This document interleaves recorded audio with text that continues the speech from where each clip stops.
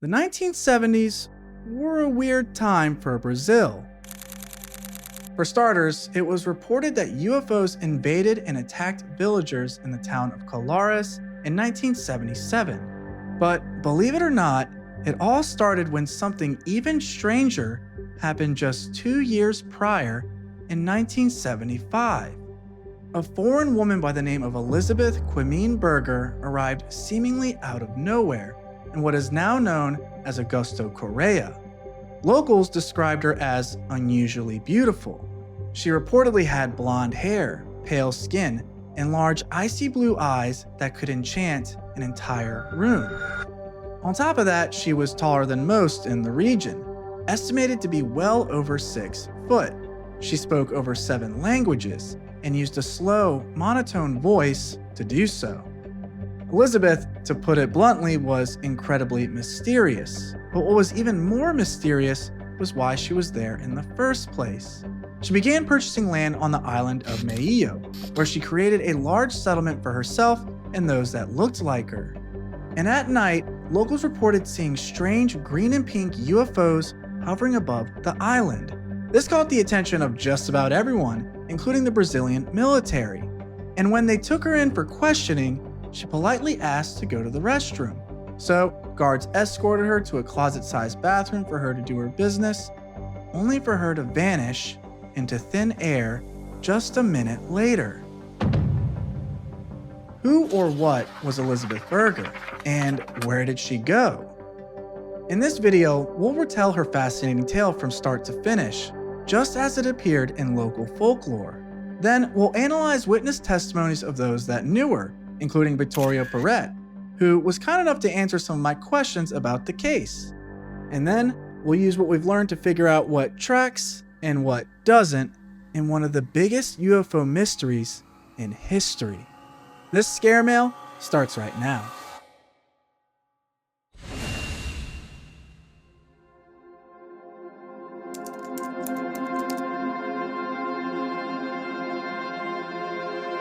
Brazil is the second country on Earth with the most documented UFO encounters.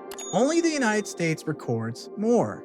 But while America had Roswell, Brazil had something a little more up close and personal. And at the center of it all stood a woman who shouldn't exist. Elisabeth Quiminet Berger. At least that's what her passport said. She arrived in Urumajo, modern-day Augusto, Korea, in 1975, where an immigration agent immediately became suspicious of her. For starters, she had an English passport despite being born in Switzerland and living in Paris. When asked about this, she said she was a fashion designer who had recently gotten divorced and was just looking to get away. But surprisingly, the agent bought it, not because of what she said, but how she said it. There was something oddly enchanting about her. He didn't see her as a threat, so he sent her on her way, where she then traveled all the way to the rural docks of Belém, and upon her arrival, started asking several boatmen for their services. The first time João Elias saw her, he thought she was a ghost, a tall figure in a white dress, standing alone on the piers just as the sun was setting. He barely reached her shoulder despite her having the face of a child, but her eyes stopped him cold, pale blue, like the sky just before a storm. "Take me to the island," she said. No greeting, no smile, just those words spoken in Portuguese so perfect it even freaked him out a little. He asked which one, since there were multiple small islands around Belém. She pointed out across the water and said, "That one." He recognized it immediately. It was Ilha do Meio, locally known as the Middle Island, a small little plot of land sandwiched between the city and the mouth of the Amazon. João was the only boatman brave enough to cross these waters. The currents near the Middle Island were notoriously treacherous, especially at night. The locals knew this, but Elisabeth had the cash, a lot of it. So he fired up his boat and told her to hop on. When they finally got out on the water, she stood motionless at the bow, staring ahead as if she could already see her destination. João couldn't help but feel a strange energy emitting from her, an aura he couldn't quite put his finger on. But it definitely wasn't fear. If anything, he was calm. at peace, assured that Elisabeth had no ill intent towards him. When they finally got to the island, Elisabeth kicked her shoes off and jumped off the boat, running out into the darkness. Worried for her safety, Zhao parked and went after her, only to find her calmly walking along the coastline. When he caught up to her, she turned to him and mentioned how calm and peaceful it was, how lucky the locals were to live there. But Zhao didn't understand. This was the most rural island of the stretch by far. There were barely any people to begin with, no utilities or real infrastructure of any kind. He chuckled and told Elisabeth there were better spots for her to visit. But then she turned to him and said something shocking. "I'm not here to visit the land. I'm here to buy it."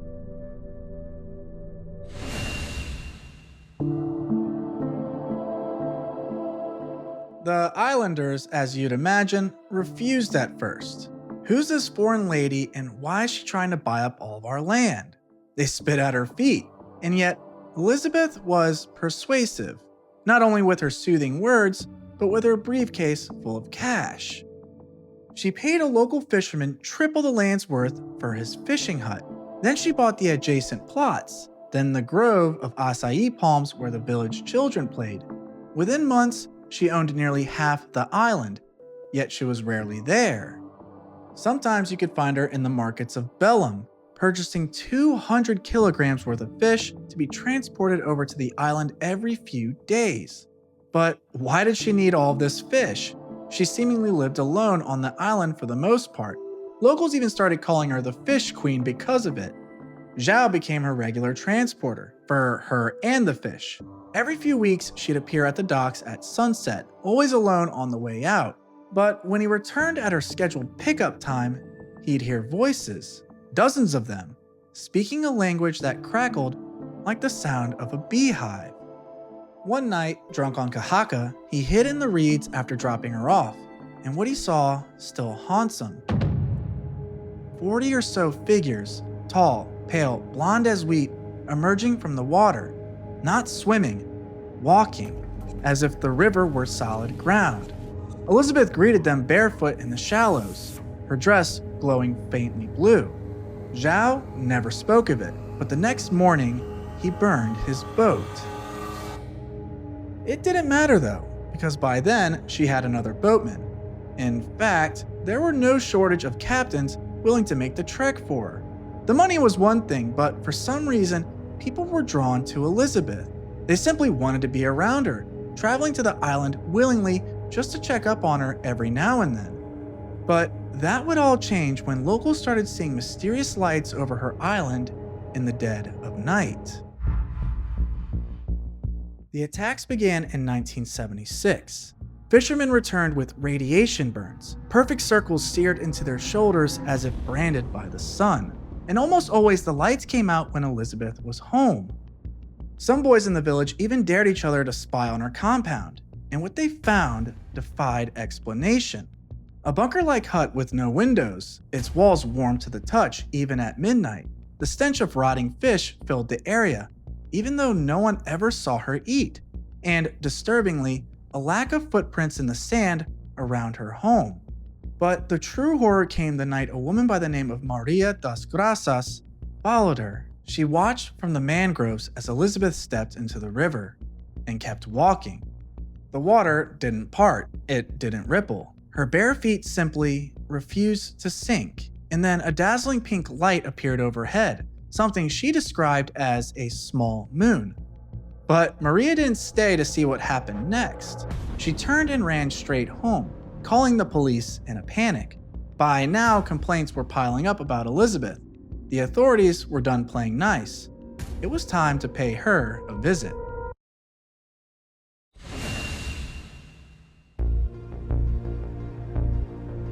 Her first arrest was in March of 1976.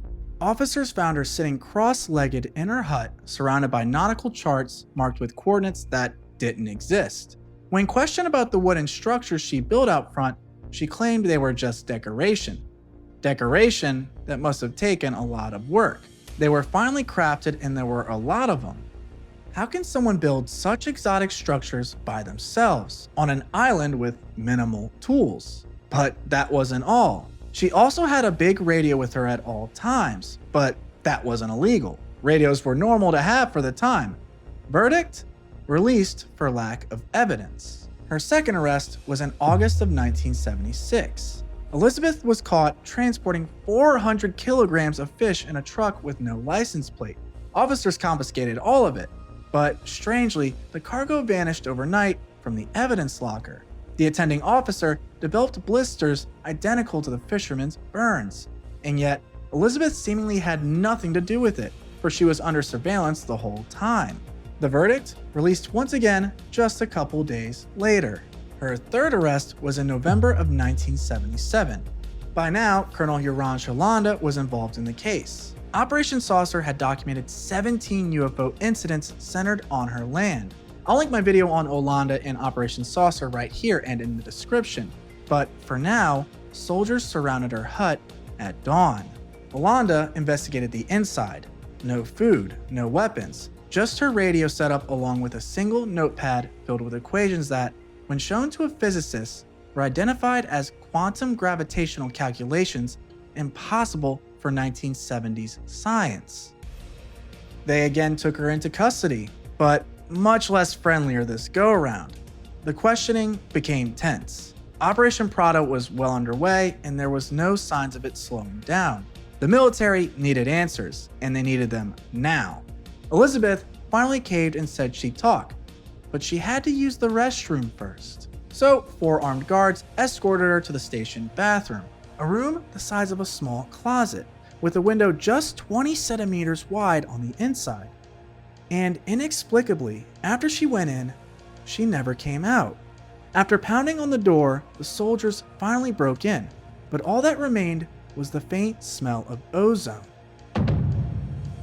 Elisabeth had vanished into thin air, leaving behind almost no evidence of her existence. And with her disappearance came her fascinating story, going down as one of the most perplexing mysteries in UFO lore. 50 years passed, but the answers never came. So, a man by the name of Vitorio Peret decided to go find some of his own.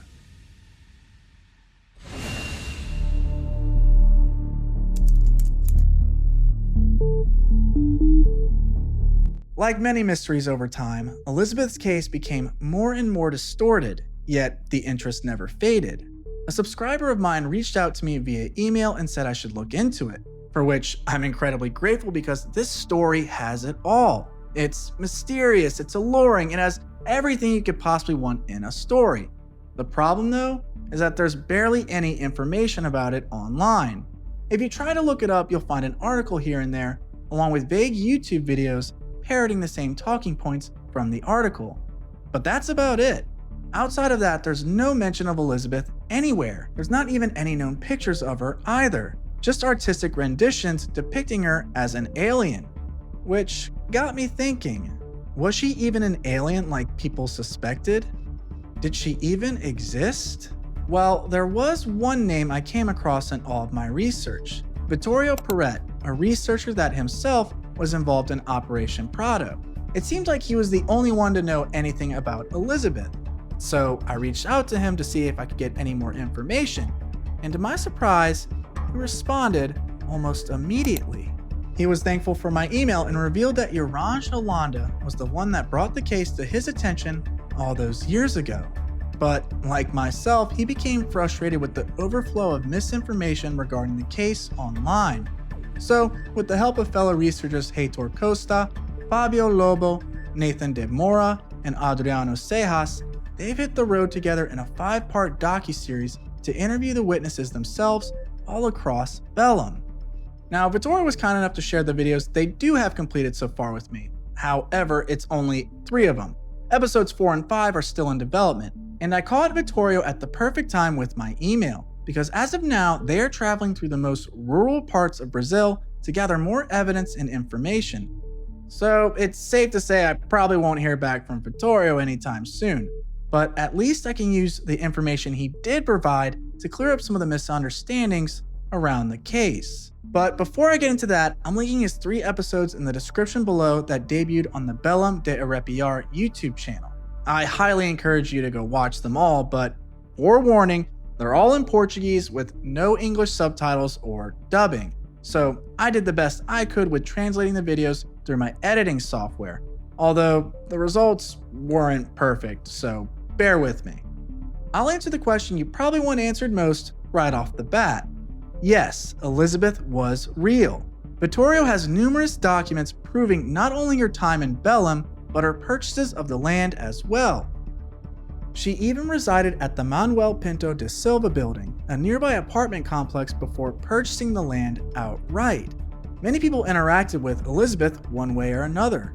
Others simply knew of her. She was popular among locals for the wrong reasons. You'll notice this when listening to the witness accounts, because the first thing that stands out to me when reviewing the footage is the body language of the witnesses when talking about Elisabeth. Most of them are women, and they don't seem too fond of her. This is understandable, mainly because they're daughters and wives of the fishermen that assisted Elisabeth throughout her time in Para. And Elisabeth was just as enchanting in real life as she was in her story. João was not the only boatman to routinely visit Elisabeth. A fisherman who lived in Praia Grande, a coastal settlement in front of the island, would often visit her with his friends. And if they weren't visiting, they'd be hanging out on the water, hoping to catch a glimpse of her swimming, which is as creepy as it sounds, considering she was caught several times swimming naked in a nearby ravine. Yeah, I can see why the women weren't too wild about her being there. She was quite the distraction. But what kind of distraction are we talking here? Elisabeth was obviously very enchanting and persuasive, but was it alien persuasive or something a little bit more grounded? Well, let's talk about it. Was Elisabeth an alien? Well, there's no way to know for sure, but there are clues. Yes, she did have exotic wooden structures on her island that authorities had trouble identifying. Yes, there were multiple UFO-like orbs spotted above her island at night, so much so that locals would relax on their porches and watch them dance in the sky. Yes, it became concerning enough for Joran Shalanda, the overseer of Operation Prato, to get involved and investigate her. And yes, Elisabeth did disappear under strange circumstances after going to the restroom while being interrogated, seemingly vanishing into thin air. Banheiro, porque ela está com necessidade, ela entra no banheiro, os seguranças estão na porta do banheiro esperando ela sair, ela não sai. But is there any way to explain this in a more grounded way? Well, yeah, because Elisabeth being a spy makes much more sense when you look at the big picture. João's daughter Hilda revealed that it was actually her father purchasing all the fish, not Elisabeth. He figured if he was boating out there so often, he may as well sell fish to the small islands surrounding her. So, no, Elisabeth was not the fish queen some locals thought she was. In fact, they didn't think anything supernatural of Elisabeth to begin with.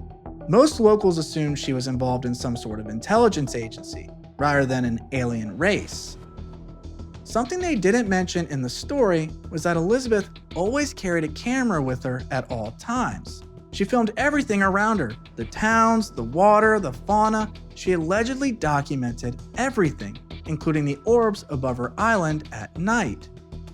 She also had what appeared to be endless amounts of money to buy up as much land as she could, isolating herself from the locals so she could work in privacy. In the story, João claims he heard Elisabeth talking to other people, distorted by the sound of a beehive. But this is a common technique spies use to mask their conversations. They call them white noise machines, sending out static and other cluttered sounds so that they can talk freely without eavesdroppers. This is probably why she had a radio with her at all times on the beach, to distribute white noise and to contact those she was working with. And the clues of her being a spy don't end there. Elisabeth was incredibly persuasive and manipulative. Not only was she able to throw investigators off her trail, she was even able to recruit them to do her bidding from time to time. She spoke at least 7 different languages with ease, and after she disappeared, investigators discovered that she had multiple passports for different identities. The one she used to get into Para was that of a woman who died all the way back in 1935. So it's obvious Elisabeth wasn't who she said she was. But if she was a spy, who was she spying on? The Brazilian government or the UFOs? Elisabeth purchased the land where UFO sightings were most frequent. And yes, the UFO attacks did strangely intensify once Elisabeth was taken into custody and disappeared. So if she was a spy, who was she spying for? Witnesses did claim they saw her with several tall men on her island. However, no boatman ever transported any of them. They vanished almost as mysteriously as Elisabeth did. Aí quando nós ia lá na ilha, ele não estava mais. Ele sumia. Which brings me to how Elisabeth disappeared in the first place. To do this, we have to consider the time. Between 1960 and 1980, Brazil was under the rule of a military dictatorship. Information was being suppressed, and people disappearing was becoming quite common. I can only imagine that such a regime wouldn't look too fondly on a spy living under their very nose for several years, which raises the question, did Elisabeth make herself disappear, or did the military make her disappear? Let me know down in the comments below what you think happened to her, or hell, who you think she truly was. Because the sad truth is that we'll never really know what happened to Elisabeth Berger, or who she was truly working for. Some say she was an American spy working with aliens. Others say she was an alien herself. Some believe the military helped her flee the country, covering her tracks in the process. Others even speculate that she was a time traveler. Whoever or whatever she was, Elisabeth was no doubt an extraordinary woman in the middle of a fascinating tale. I can't wait for the conclusion of Vitorio's docuseries so we can learn even more about this incredible person. No one knows for sure what happened to her, but maybe, just maybe, she's still out there somewhere, with her feet in the sand and her eyes on the sky. Well guys, I hope you enjoyed watching this scare mail as much as I did making it. It took me a while to finish this because I've had some emails going back and forth, and since my last video underperformed, I wanted to make sure I got this one right. So for all my OGs and those that consistently support me throughout this process, I simply can't thank you enough. And shout out once again to Barba for bringing this awesome story to my attention. And another special thanks to Vitorio for discussing this awesome case with me. As always, thanks for watching, and good night.